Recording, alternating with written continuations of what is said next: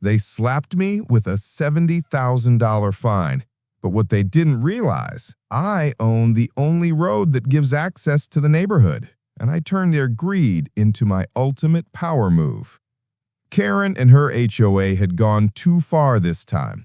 A $70,000 fine appeared in my mailbox, claiming I had violated some obscure community rule. The nerve. Most would panic at such a huge sum. I smiled. They had no idea of the leverage I held. You see, the only way in or out of the neighborhood was a single road, and I owned it.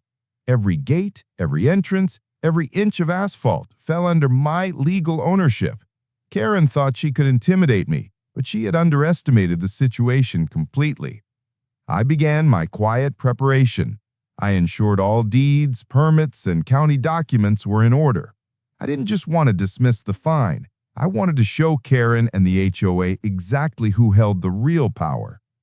The next HOA meeting was set. Karen strutted in, confident, ready to lecture and intimidate. I calmly presented the documents proving my ownership of the road.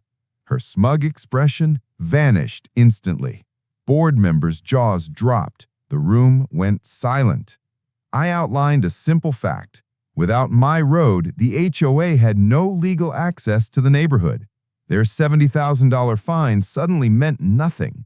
Any attempt to enforce it could result in legal consequences and public humiliation.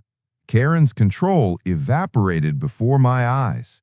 Neighbors watched, whispering in disbelief. Karen and her board had been operating under the illusion of power, but the tables had been turned. I had taken years of frustration and transformed them into total dominance. By the end of the meeting, the HOA had retracted the fine, issued apologies, and were forced to accept that they could no longer bully me. I had used patience, strategy, and legal know-how to transform intimidation into triumph.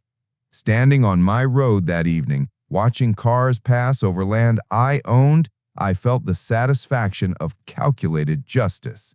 Karen had learned the hard way that arrogance and authority without understanding can be your downfall.